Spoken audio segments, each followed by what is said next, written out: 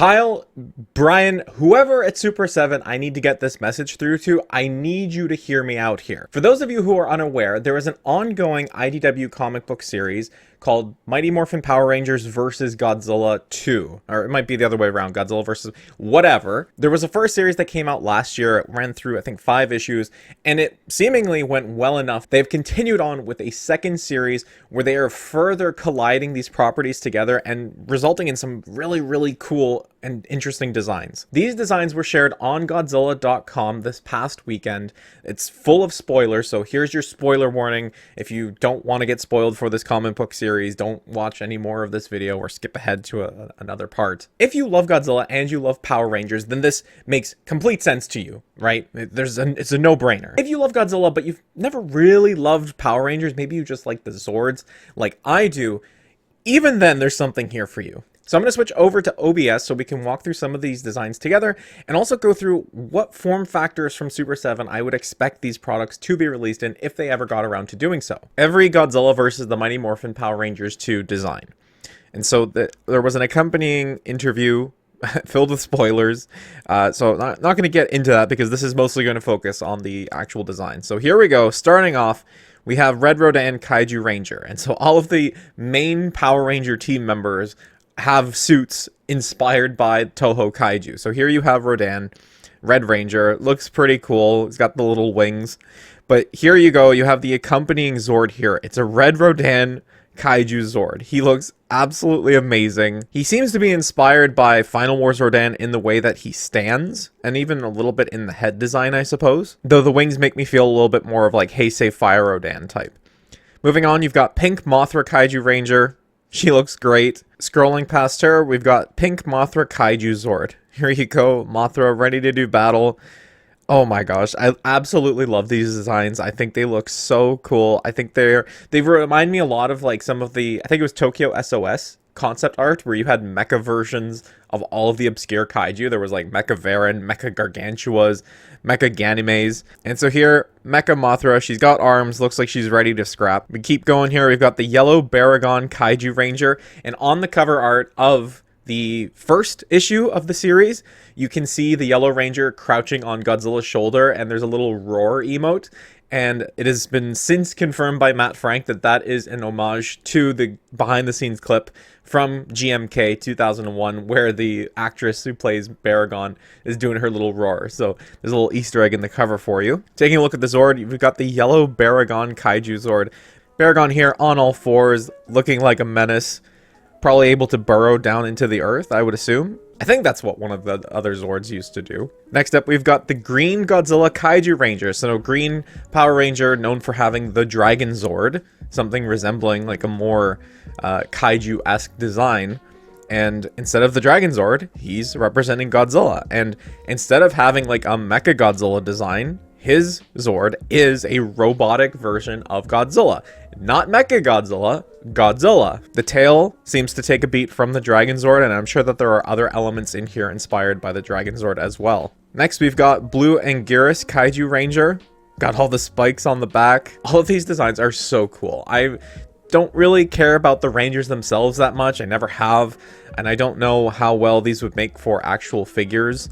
Probably you would want to do these Rangers in reaction first before you commit to something a little bit heavier. But as someone who has always cared more about the Zords and then maybe the monsters and then not really about the Rangers, even these Rangers look really cool to me. Blue Ranger's accompanying Zord is Blue Anguirus. There he is on all fours. It looks like his spikes are missiles, potentially. Anguirus finally getting the time to shine, the time that he deserves. My boy, always getting shafted. Next up is Black King Caesar, Kaiju Ranger. And this is a really interesting one when we get to the Zord. I mean, obviously, the Ranger looks amazing. He looks actually very similar to King Caesar. But when you look at the Zord, they actually made King Caesar a quadruped, which was an interesting choice, especially considering that this one doesn't form the leg as far as I can tell. So yeah, I'm not really sure if maybe they just wanted to keep him very similar to the Black Mammoth. But here he is. And then we get to some of the really cool stuff. So you've got Godzilla in the Dragon Zord armor. We've seen the colorized version on the cover of the first issue, but here is a more complete look at the design. And oh my god, Super 7, this is where you need to jump in here. Like, you can utilize your existing Heisei mold, maybe change the tail articulation to be more up to date with like your -1 or your Space Godzilla, but you could easily have the dragon armor here sit on the neck and mount similar to how the burning effects on the burning Godzilla from Wave 2. The neck burning effects on that piece sit really, really well because of the way it sort of contours around the spines. You could do something here similarly, and I think it would work absolutely. Yes, there is some new tooling involved, but you've got your base Godzilla mold already. And similar to the Dark Horse version, I feel as though the limited articulation isn't going to bother people if this is the only version of this character that's available on the market. And let's be honest, he already looks kind of immobile by having this Dragon Zord armor on him, and so anything I think is going to be welcome.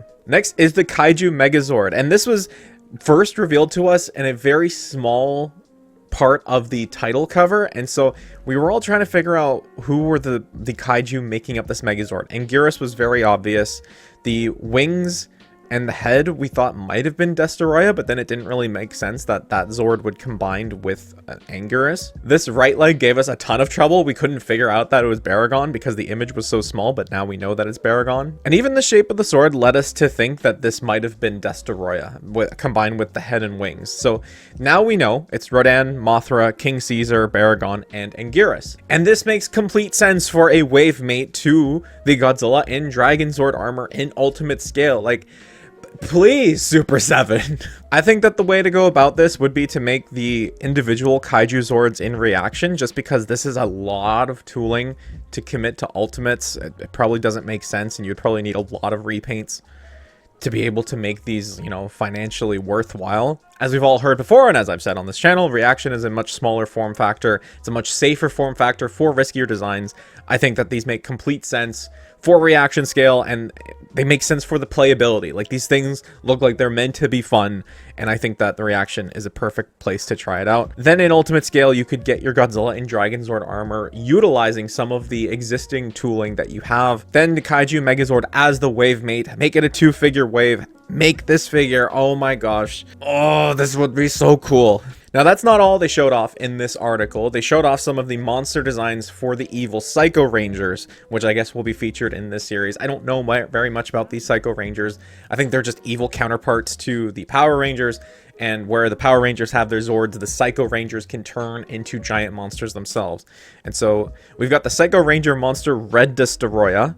So he becomes a Power Rangers version of Destoroyah, like an evil monster type version. You know, for some folks, I can see that this maybe departs too far from the Destoroyah that we all know and love, but it is certainly a new take, and it's certainly a welcome take, a new innovative version of the character, because this is I guess this is technically the only other version of Destoroyah we've ever gotten that exists in like a canon.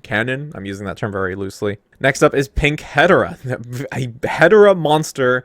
Psycho pink for, oh my gosh, like, this is so cool. It's hard to tell what the background is meant to be, if they're meant to be like toxic wings, but they've got Hedorah's eye designs and Hedorah's feminine, which I guess if you understand the lore of where Hedorah came from in terms of design, that makes a little bit of sense. Next up, King Ghidorah. We all knew that this was going to come. I'm kind of surprised that they didn't give him 3 heads, but they rather went like the Monster X route of making the other heads mounted on the shoulders.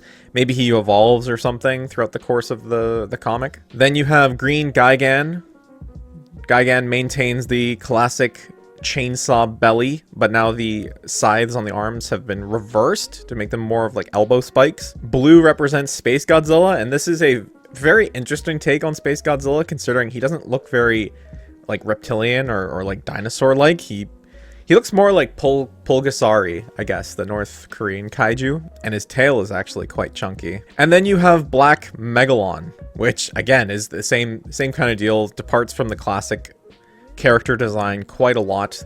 The drill arms are now like, now the drill arms are more like scythe arms, like you would expect from a Gigan, ironically enough. Yeah, so these, again, I think if you were to do these in reaction scale, that probably makes the most sense.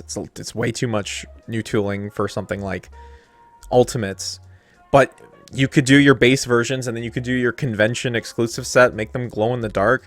Like, you could do concept drawing versions like this, where they're glow in the dark with the colored outlines. But I hope that we can agree, there is just so much here. There is too much here to just not capitalize on. So there it is. There's all these cool designs that are being made by IDW right now, by Matt Frank. He's drawing the cover art, and it just seems like it would be a complete waste to not get merchandise, tie-in merchandise in figure form. So why am I saying Super 7 as opposed to something like Haya or Monster Arts? Up until very recently, Super 7 has been holding the license for Mighty Morphin Power Rangers and for Toho. And I say up until recently because there's been news that Hasbro is now licensing, I guess, the master license over to Playmates Toys.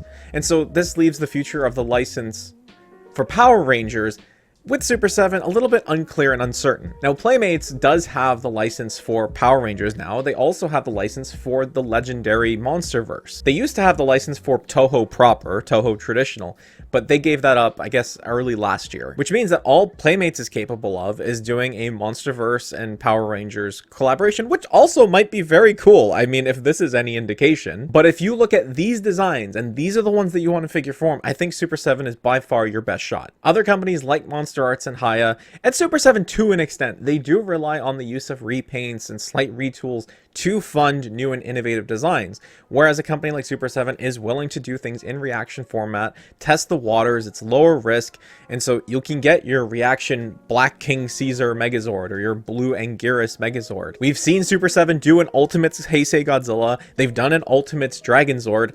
Now you can smash the two together, have an Ultimates Godzilla in Dragonzord armor. Oh my god, write the check, pay whoever you need to pay to make these things. If we truly don't end up getting any merchandise of these designs, I think that would be a real travesty.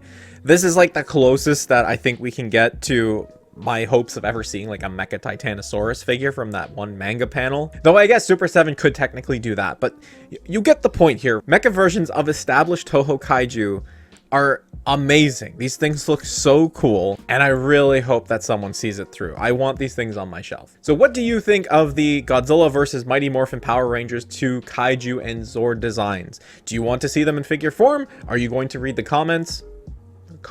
Let me know in the comments section down below. I'd like to thank all the Category 3 channel members for their continued support, as well as everyone else that watches, likes, and comments. If you'd like to be a channel member, consider hitting the join button down below. Twitter and Discord links are in the description. Thank you for watching, and I will talk to you again soon.